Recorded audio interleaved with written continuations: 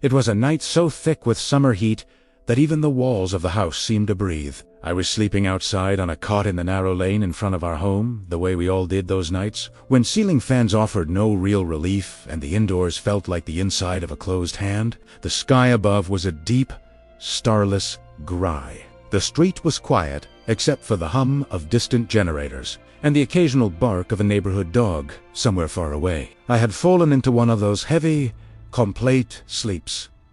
The kind where you're not even aware that you're dreaming. And I was dreaming. I was chasing someone through dark alleyways, my heart pounding, my feet barely touching the ground. And just as I reached out and grabbed hold of the thief by the arm, just as I had him, something shook me. Hard. My eyes didn't open right away. My mouth did.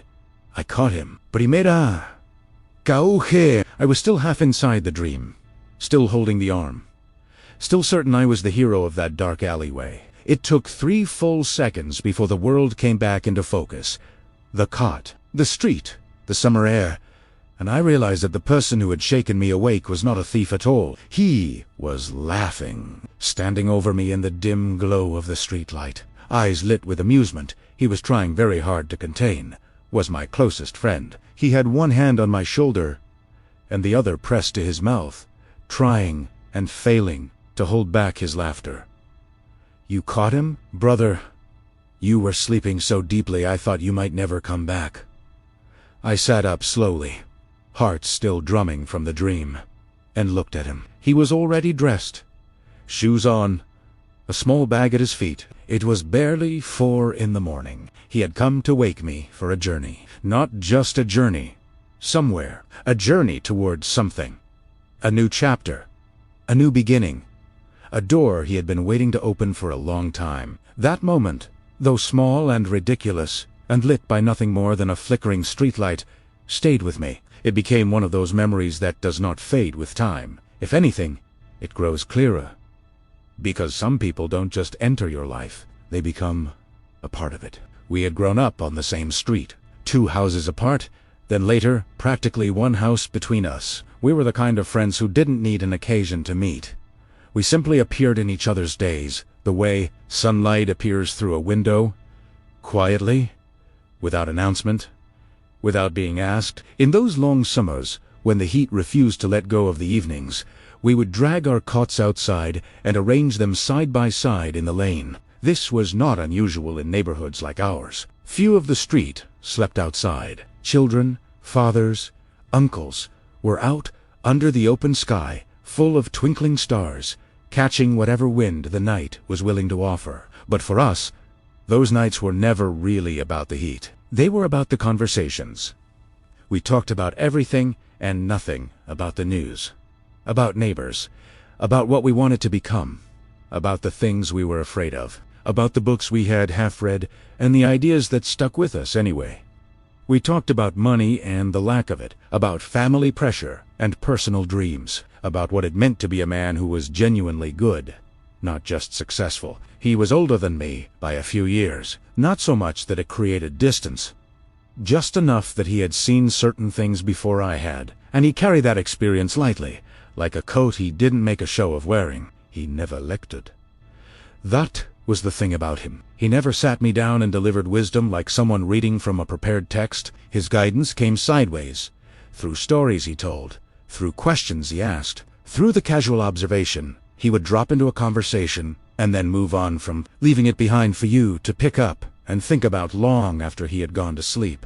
There were nights when he would say something so simple that I almost missed it. Don't confuse being busy with moving forward. They're not the same thing. Or quietly watching the street. A man who knows how to listen will always understand more than a man who only knows how to speak. Would lie on my cot afterward, staring at the sky, turning those words over like smooth stones in my hand. He wasn't performing wisdom, he was just thinking out loud. And somehow, that made it land deeper than any formal advice ever could. We also patrolled together in those years when the neighborhood needed it. A few of us would take turns walking the lane at night. Not out of fear exactly, but out of a shared sense of responsibility. He was always the most alert, the most calm. While others grew restless or distracted, He walked steadily, eyes open, unhurt. He had a way of making you feel that as long as he was there, everything was going to be all right. I think I took that feeling for granted more than I should have. The years moved, the way years do, quickly, quietly, without warning. We both grew older. Life pulled us in different directions. There were periods where we saw less of each other, where responsibilities filled the space that easy summer nights had once occupied. But the friendship never dimmed. Whenever we met, it was as if no time had passed at all. The conversation picked up exactly where it left off, like a book open to a dog-eared page. He attended my important moments. I attended his. We argued sometimes, the way real friends argue, not to wound, but to understand. And afterward, there was never awkwardness, only clarity. I made several decisions in my life that looked, from the outside, like they were mine alone. A choice of direction here, a decision to walk away from something there, a moment where I chose patience when the easier path was reaction. Every one of those moments, if I am honest, had his voice somewhere behind it, not because he had told me what to do, but because over years of conversation and companionship, he had helped me become someone capable of making those choices. That is a different kind of influence, not the kind that announces itself, the kind that lives quietly inside you, shaping decisions you don't even realize are being shaped. Then came the news I was not ready for a become ill. Not suddenly, these things rarely are sudden. Even when they feel that way. There were signs, and then more signs, and then a period of quiet hope, and then a longer period of quiet waiting. I visited when I could. We talked, though the conversations were different now. Shorter, more deliberate, as if both of us understood that words had to be chosen with care.